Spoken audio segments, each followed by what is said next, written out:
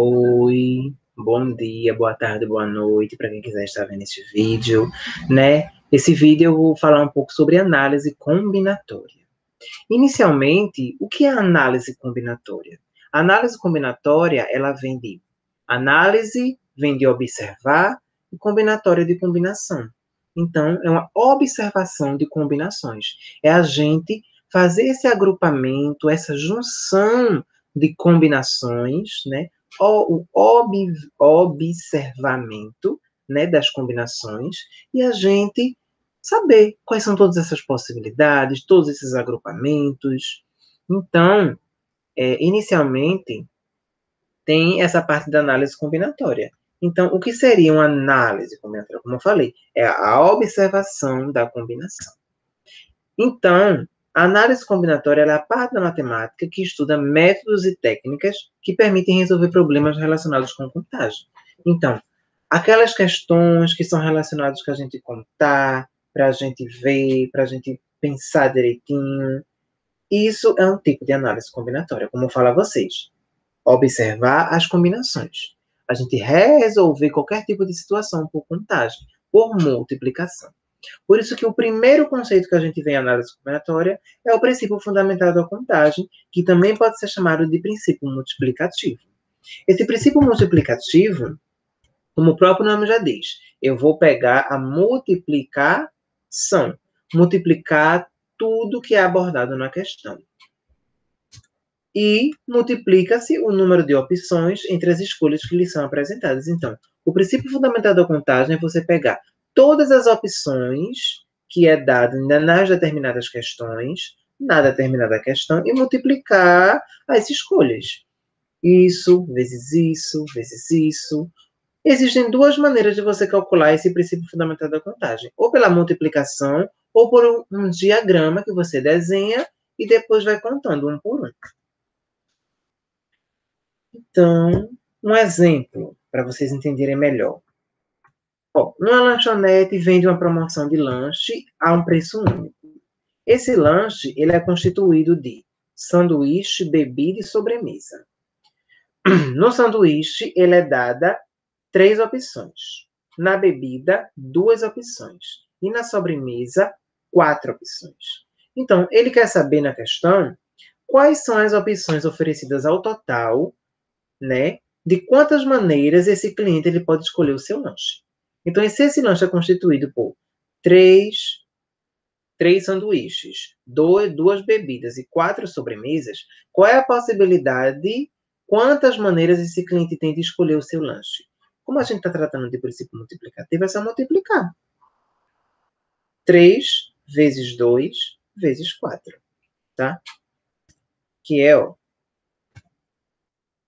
você pode fazer esse diagrama, como tem aí no desenho, ou multiplicar. 3, que é o sanduíche, 2, que é a bebida, e 4, que é a sobremesa. 3 vezes 2 vezes 4, eu tenho 24 possibilidades. Um outro exemplo mais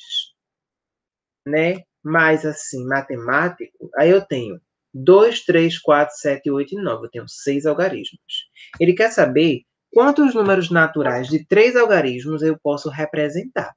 Então, eu tenho 6 e eu quero só representar 3. Desse 3, na letra A, ele não fala que obrigatoriamente tem que ser elementos diferentes. Não, pode ser 333, 222, 444. Não importa se é o mesmo número ou se são números diferentes. Ele só quer saber quantos números naturais de 3 algarismos eu posso representar. Então é só multiplicar. 6 vezes 6 vezes 6, que é 216. Já na letra B, ele quer saber quantos números naturais de 3 algarismos diferentes eu posso representar. Agora sim, são 3 algarismos diferentes. Então tem que ser 6. No segundo algarismo, eu não posso ser o mesmo número que foi no primeiro. Então vai ficar menos uma possibilidade, 5. E na terceira possibilidade, eu não posso ser nem a primeira nem a segunda possibilidade. Vai ser a terceira. 6 vezes 5 vezes 4, que dá 120. Agora, vamos tratar de um assunto assim que está dentro da análise combinatória muito pragnado, né, muito instaurado, que é o fatorial. O fatorial é, na verdade, uma sequência de multiplicações para chegar até o número 1 de uma forma decrescente. Então, se eu quero saber o fatorial daquele número, é só fazer em forma decrescente daquele número até chegar em 1. Multiplicar tudo isso. Exemplo. 5 fatorial. 5 fatorial tem que chegar até 1. Então, vai ser 5 vezes 4 vezes 3 vezes 2 vezes 1. 4 fatorial. 4 vezes 3 vezes 2 vezes 1. 3 fatorial. 3 vezes 2 vezes 1. E multiplicar. 5 vezes 4 vezes 3 vezes 2 vezes 1, 120. 4 vezes 3 vezes 2 vezes 1, 24. 3 vezes 2 vezes 1, 6. E sabendo que 1 fatorial ele é 1, e o 0 fatorial também é 1. Não é 0, é 1. Isso já é uma notação. Já é pré-estabelecido. Já as operações com fatoriais é bem simples. As operações com fatoriais é só você... Se eu quero uma soma de 2 fatoriais, você resolve o primeiro fatorial, resolve o segundo fatorial e multiplica os dois. Desculpa, multiplica não, soma.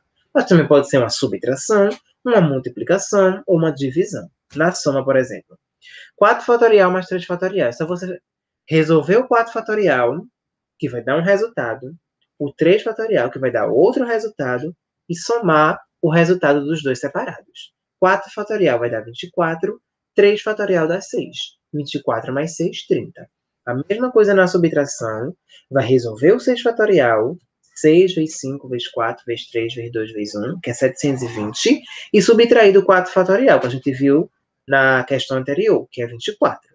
720 menos 24, 696. A multiplicação é a mesma coisa.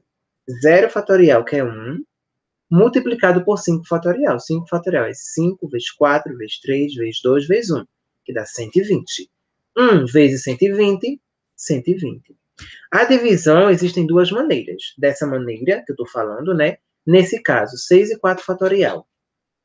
Resolvo o 6 fatorial, que vai dar um resultado, 6 vezes 5, vezes 4, vezes 3, vezes 2, vezes 1, que é 720. E dividir o 4 fatorial, que é 24. 720 dividido por 24 dá 30. Mas tem outra maneira, que é uma maneira mais simples e mais simplificada. 6 vezes 5. Não tem que chegar numa ordem decrescente. Em toda questão de fatorial, o meu denominador sempre é menor do que o meu numerador. Então, 6 vezes 5 vezes 4 fatorial. Por que eu parei no 4? Porque o meu denominador é 4. Então, se eu tenho 4 em cima, 4 embaixo, eu posso cortar. E vai valer 1. Então, vai ficar só o 6 vezes 5, que é o 30.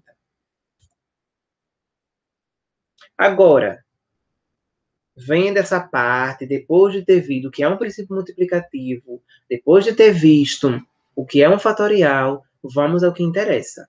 Um arranjo ou uma combinação. Arranjo são questões de possibilidades de combinações que a ordem importa. O que quer dizer a ordem importa? Por exemplo, eu tenho uma corrida, né, que eu tenho 10 pessoas correndo. Eu quero saber quem vai chegar em primeiro, segundo e terceiro lugar. A ordem aí está importando. Eu quero saber quem chegou em primeiro, quem chegou em segundo e quem chegou em terceiro, tá? Se eu tiver uma questão, eu tenho 10 candidatos e eu só quero saber as combinações deles chegarem no final da corrida. Eu não quero saber quem chegou em primeiro, quem chegou em segundo ou quem chegou em terceiro. Isso já é a ordem não importando. Mas agora a gente vai tratar de a ordem importa, que é o arranjo. Na definição formal, ele fala: chama-se arranjo simples de n elementos distintos, tomados P a P menor ou igual que n, é todo agrupamento ordenado formado por P elementos escolhidos entre os n elementos dados. Então, o arranjo é quando eu tenho dois elementos distintos, P a P, né? P a P é um desses elementos, e esse elemento tem que ser menor ou igual ao outro elemento. Então, se eu tiver dois elementos distintos, né? Um tem que ser menor do que o outro. E esse mesmo, ele vai ser o meu denominador, porque o menor sempre vai ficar embaixo. De acordo com a fórmula, eu tenho o n fatorial, que é o meu número maior, dividido pela minha subtração. Por que o p não pode ser negativo? Não pode ser maior do que o próprio n? Porque se vocês observarem, no meu denominador, Se o P ele for maior, o resultado final vai dar negativo. E isso não pode acontecer. Quem já viu, eu tenho, por exemplo, essa camisa eu tenho, e eu tenho essa mesma camisa, 4 cores dela. Quantas possibilidades eu tenho de usar essa camisa? Eu tenho... Essa camisa não, desculpa. Eu tenho, por exemplo, 3 camisas. 3 camisas, e essas camisas, elas são colocadas em 4 cores. Quantas possibilidades eu tenho de pegar essa camisa com essa cor, essa camisa com a outra cor, essa mesma camisa com a outra cor? Ou pegar aquela segunda camisa com as outras cores. Eu tenho 2 camisas e eu tenho 4 cores. Então, se... Quem já viu combinação da negativo? Quantas combinações eu tenho de pegar essa camisa com a cor? Não tem como dar negativo. Então, por isso que o valor de P ele jamais pode ser maior do que o do N. Um exemplo, para ficar mais fixado, eu tenho Otávio, João, Mário, Luiz, Pedro, Roberto e Fábio. 7 pessoas. Estão apostando numa corrida. Quantos são os agrupamentos possíveis para os 3 primeiros colocados? A ordem aí está importando. Eu tenho 7 pessoas concorrendo à corrida, eu quero saber qual é o agrupamento, quantas possibilidades eu tenho de, entre esses 7, alguém chegar em primeiro, alguém chegar em segundo e alguém chegar em terceiro. Então, a ordem está importando. Eu quero saber quem chegou em primeiro, em segundo e em terceiro. Se a ordem importa, é um arranjo. Só que no arranjo, você vai perceber que eu posso calcular o arranjo de 2 maneiras. Ou pelo princípio multiplicativo, que é eu pegar as 7 pessoas que estão na corrida, né? Eu não tenho 3 colocados, então vai ser 7 no primeiro lugar. Eu tenho 7 possibilidades de a pessoa chegar em primeiro. 6 em chegar em segundo, porque a pessoa que chegou em primeiro não conta aqui, porque não pode dar empate. A mesma pessoa não pode chegar em primeiro, segundo e terceiro lugar ao mesmo tempo. E em terceiro vai ter 5 possibilidades, porque eu já tenho uma pessoa que está em primeiro e em segundo. 7 vezes 6 vezes 5. Ou usar a fórmula de arranjo, que é essa daí, que vai dar a mesma coisa. 7 fatorial, que é o número total de pessoas da corrida, dividido pela subtração do número de pessoas da corrida pelo número de colocações, que eu quero saber. Então, 7 menos 3, 4. Novamente, eu vou subtraindo, né, de uma forma decrescente até chegar no 4. O 4 eu corto porque tem embaixo, tem no numerador e tem no meu denominador. 7 vezes 5, 7 vezes 6 vezes 5, 210. Já a combinação, a ordem não importa. Então, se eu tiver uma corrida e eu quero saber só qual é a possibilidade deles chegarem até o final da corrida, a ordem para mim não está importando. Quem chegou em primeiro, quem chegou em segundo, quem chegou em terceiro, não me importa. A definição, ela é teoricamente a mesma coisa, né, do arranjo, que eu tenho que ter 2 elementos diferentes, P a P, e esse P tem que ser menor ou igual a N, pela mesma coisa. Qual é a diferença? É que uma ordem importa e a outra ordem não importa, tá bom? Pela fórmula, novamente, só tem esse acréscimo aí no meu denominador pelo valor que é o menor, que vai ser o maior dividido pelo menor multiplicado pela subtração dos dois. Novamente, se eu estou tratando de análise combinatória, combinação ou arranjo, não pode dar número negativo. Por isso que o P tem que ser menor do que o N. Um exemplo para fixar. Marcos ele gostaria de convidar 7 amigos para um acampamento, porém só há lugar para 4 amigos na barraca. De quantas maneiras Marcos ele pode escolher 4 amigos dentre os 7? Se você ler a questão, ele tem 7 pessoas e ele quer escolher 4. A ordem não importa. Se ele vai escolher, por exemplo, Maria em primeiro, em segundo, em terceiro ou em quarto lugar. Ele vai escolher Maria. Só que não importa em que posição ou em que momento ele vai chamar ela para dormir na casa, na barraca dele. Então, se a ordem não está importando, então já sei com a combinação. E outra coisa, a combinação aí já não pode mais usar o princípio multiplicativo. Porque se eu fosse usar o princípio multiplicativo, eu tenho 7 possibilidades e eu tenho 4 amigos. Seria 7, porque esse mesmo amigo eu não posso escolher de novo. 7 vezes 6 vezes 5 vezes 4, que daria totalmente diferente do resultado final. Então, combinação só se você usar na fórmula. 7 fatorial, que é um número maior, o número total de amigos, dividido por 4 fatorial, que é o número de amigos que ele pode escolher, multiplicado por 7 menos 4. 7 vezes 6 vezes 5. Chegou no 4, para, porque eu tenho 4 embaixo e 4 em cima. Posso cortar. E 7 menos 4 é 3. 3 fatorial é 3 vezes 2 vezes 1, que é quanto? 6. 6 embaixo, 6 em cima também corta. Só sobrou 7 vezes 5, o 35.